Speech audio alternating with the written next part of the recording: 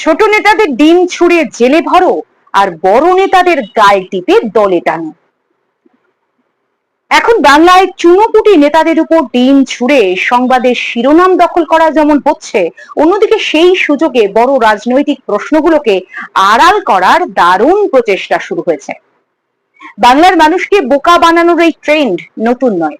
এর আগেও তৃণমূল সরকার আবেগ দিয়ে, প্রতীকী প্রতিবাদ দিয়ে, স্লোগান দিয়ে বাস্তবিক সমস্যাগুলো ধামাচাপা দেওয়ার চেষ্টা করেছিল, কিন্তু বাংলার মানুষ বুঝিয়ে দিয়েছে তারা সব মনে রাখে এবং প্রয়োজন হলে ফিরিয়েও দেয়।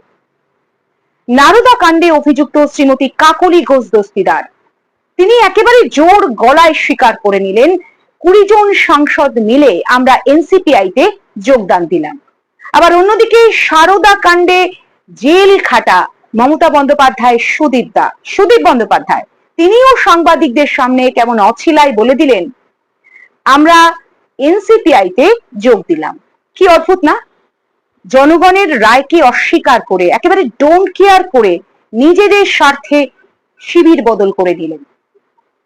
যে তৃণমূলের প্রতীক ছাড়া, যে মমতা বন্দ্যোপাধ্যায়ের ইমেজ ছাড়া, যাদের একটা পৌরসভা ভোটেরও নির্বাচনে জিতে আসার ক্ষমতা নেই, তারা কিনা বাংলার একটা বিশাল সংখ্যক মানুষের সমর্থন পেয়ে ভোটে জিতে এই জায়গায় পৌঁছে মানুষের পিঠেই ছোড়া বসিয়ে দিলেন।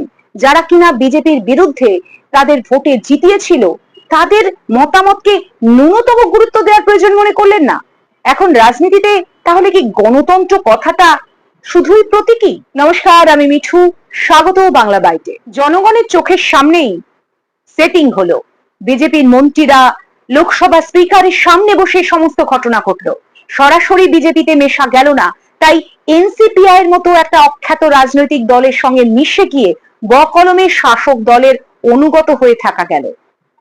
এনসিপিআই, Nationalist Citizen Party of India, 2023-এ ত্রিপুরায় নিবন্ধিত একটি রাজনৈতিক দল, যার সাংগঠনিক কার্যকলাপ মূলত ত্রিপুরা, অসম, পূর্ব ভারতের কিছু অংশেই হয়েছে।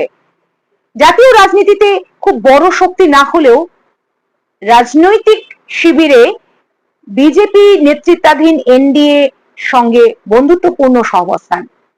তাই রাজনৈতিক নাট্যমঞ্চে কে কার দিকে ডিম ছুটছে তার থেকেও অধিক গুরুত্বপূর্ণ কারা কারা কোন স্বার্থে কাদের দিকে ভিড়ছে, কোন রাজনৈতিক স্বার্থ সিদ্ধি হচ্ছে তাতে, এবং জনগণের নজর কোন কোন বিষয় দিক থেকে ঘোরানো হচ্ছে। বাংলার মানুষও কি আজকাল এই সমস্ত রাজনৈতিক সমীকরণের থেকে ডিমের খোসার শব্দই বেশি শুনতে পাচ্ছেন? ভোটের আগেই জানতা জানার্দন, কিন্তু মানুষের বিশ্বাসের প্রতি শ্রদ্ধাশীল হওয়ার যে শপথ জনপ্রতিনিধিরা নেন, তার কোনো গুরুত্ব রইল কি আর? তৃণমূলী সাংসদদের বিজেপির সঙ্গে গাঁটছড়া বাঁধার যে হ্যাংলাপনা, সেটাও সবার চোখের সামনে।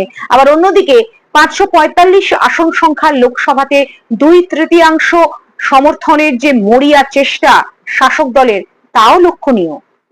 কিন্তু প্রশ্ন হচ্ছে, এই পরিবর্তন কি জনসাধারণ চেয়েছিলেন? যে দুর্নীতিগ্রস্ত সাংসদরা এখন ভালো তৃণমূল, তাদের বিচারের কি হবে? অধিকাংশ সংবাদ মাধ্যমই তো এখন স্পিক নট। তাহলে জনগণের কি আর কিছুই করার নেই? সংবিধান বিশেষজ্ঞরা, আইন বিশারদরা কি বলেন এ বিষয়ে? এ তো এক ধরনের সাংবিধানিক সংকট তৈরি হলো। পশ্চিমবঙ্গের নিরিখেই যদি দেখা যায়, বিজেপির রাজ্য সভাপতি শ্রমিক ভট্টাচার্যই বলেছেন তৃণমূলের সংস্পর্শ এড়িয়ে চলতে। মুখ্যমন্ত্রী বলেছিলেন যে সমস্ত চোরেদের জেলে পাঠানো হবে। ওদিকে বিজেপির কেন্দ্রীয় মন্ত্রী বলছেন অত বাছবিচার করলে চলবে নাকি। কেন্দ্রীয় মন্ত্রী ভূপেন্দ্র সিং নিজের বাড়িতেই দুর্নীতিগ্রস্ত তৃণমূল সাংসদদের সঙ্গে বসছে। লোকসভা স্পিকারের সামনেই ঘুঁটি সাজানো হচ্ছে কিভাবে আইন মেনে দল ভাঙা যায়। আর তাই 2 কোটির দুর্নীতি করা তৃণমূলের পঞ্চায়েত প্রধান, কাউন্সিলরদের গায়ে জনগণের পচা ডিম বর্ষণ হচ্ছে। আর 200 কোটির দুর্নীতি করা ভালো তৃণমূলরা দিল্লিতে বসে জামাই ষষ্ঠীর আদর খাচ্ছেন। এনসিপিআই সংসদে কোনো অস্তিত্ব নেই। 2019-এ এনজিও হিসেবে আত্মপ্রকাশ, 2023-এ বিজেপির মদতে ত্রিপুরায় 3টি আসন জয়লাভ। কোনো প্রচার নেই, শুধুমাত্র প্রার্থী দেয়াই উদ্দেশ্য। জামানত বাজেয়াপ্ত হয়ে যাওয়ার পরেও নির্বাচন কমিশনে নথিভুক্ত। এখন তাদেরই 20 জন সাংসদ। সংসদীয় ব্যভিচার ছাড়া একে আর কি বলা যায়? Nationalist Citizen Party of India, যারা কিনা পশ্চিমবঙ্গ থেকে কোনো নির্বাচনে অংশগ্রহণ করেনি, কোনো নির্বাচনে প্রতিদ্বন্দ্বিতা করেনি, সেই তাদেরই এখন পশ্চিমবঙ্গে 20 জন সাংসদ। এও সম্ভব। সংসদে প্রথম 5টি দলের মধ্যে নাম উঠে এলো।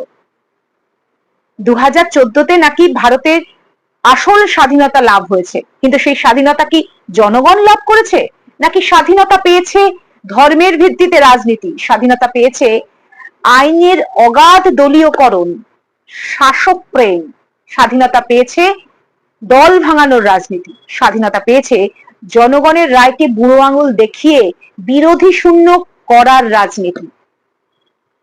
মমতা বন্দ্যোপাধ্যায় বাংলার প্রেম এবং ধাক্কা দুই দেখলেন। একটা আপাদমস্তক দুর্নীতিগ্রস্ত দল, আদর্শহীন নীতিহীন দলের যা পরিণতি হবার তাই হয়েছে, কিন্তু সেই দলের দুর্নীতিগ্রস্ত নেতা নেত্রীরা যখন আবারও দল পাল্টে শাসক শিবিরে মিলেমিশে যায়, সেটাও কি বাংলার মানুষ মেনে নেবে? ভবিষ্যতে অন্য কিছু হবে না, এটা বর্তমান শাসক ভেবে দেখছেন তো? আপনারা কিভাবে দেখছেন আপনাদের মতামত জানান, সেই সঙ্গে যুক্তি নির্ভর উপস্থাপনা মাত্র। আপনাদের পাশে চাই, সঙ্গে চাই। নমস্কার।